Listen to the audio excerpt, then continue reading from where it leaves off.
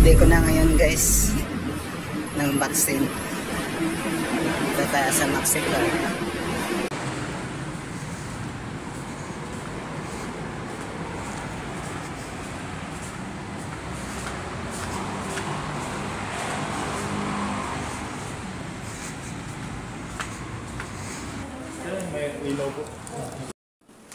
Ito na dumating na sa point ng huling turok ng vaccine. Ito na yung huling turok ng anti-rabies guys. At may susunod pa, pero sa August pa yun. Saan tayo kita na naman yun? Sa kaliwa lang po. Hindi po, patay na lang siya. Pataas na lang po mag-shirt. Yung tetanus muna. Kayo po, ano po ba gusto nito? Ito muna. Tetanus. Nandito yung document ko siya. Sa kaliwa ko nga pinalagay ang anti-tetano kasi Pakawag na lang po sa kanan kasi ako. Kung sa kanan ko yan ilalagay, mahirapan ako magburat dahil napakabigat niya sa braso pag tinurukan ka ng anti-tetano. Kagaya rin ba yan ng unang in-inject? Simbrand lang sila? Yes po, iisa lang po ang brand dito, sir. Dito po ba kayo nag-Asian? Sige po, relax po. Medyo masakit siya, no? Itong tetanus po talaga, mabigat po siya. So ano po ito ha, pagka medyo masakit, may pain po, pwede kayong uminom ng Biogesic o pwede niyo po siyang i-warm compress. Tama ba na kung dose niyo ito eh? Yung unang dose niyo ganun din. Hindi, Magaling pa na po hindi ha? masyado. Yung tetanus?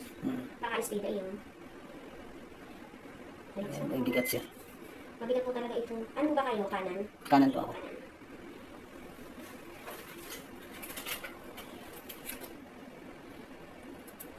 Ano po ito? Alaga rin niyo? Hindi po. Gala, asong gala. Kausap ako ng ano? Trabaho, may trabaho kayo.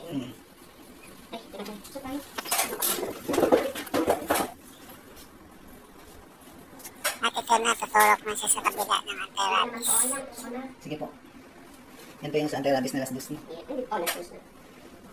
Tapos sa sunod August. August, last na yun. Tetanus ulit yung mabigat na yun. Pag sa public, nung isang dose lang ng anti-tetano. Depende po sa vicinity po yun. Kanya-kanya pong discretion po yan. Ano po, kaya po, nung pumunta po ba kayo dito, in-assess nyo po kayo? Hindi sa ano ako una pumunta sa health serve. Opo, tapos dito na kayo succeeding. Kaya nga po, nung succeeding ninyo, pina-assess pa po muna kayo. Tama? Parang ano na, diretso na. Hindi, sa doktor, hindi po kayo Hindi. pinausap ng doktor. Diniretso na lang. Sige, relax na po. Relax na po. O, tusok na po ha. Sige po. Malalim. Tusok na po. Hindi naman yung masakit eh. Ito. Yung tetano lang yung masakit. Opo.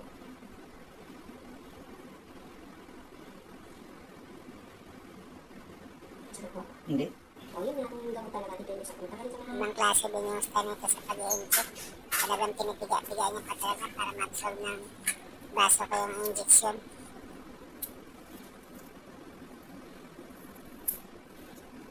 May trabaho pa po na kayo. Ano, mag-relax na lang sir. Sige po. Ano ba yung niya? Tapos, kaya ka na sir, o hindi pa ako kayo umuwi. Ano po? Ako. So, yun po, pagka ang tawag dito yung medyo masakit na yun sa tetanus ninyo, ano na lang po, ang white home press, or pwede na yung Biogesic. Yung ano po ma'am? Ito po yung ano ha. Tapos ito yung sa tetanus ninyo, may date naman po yun. Yung parang ano.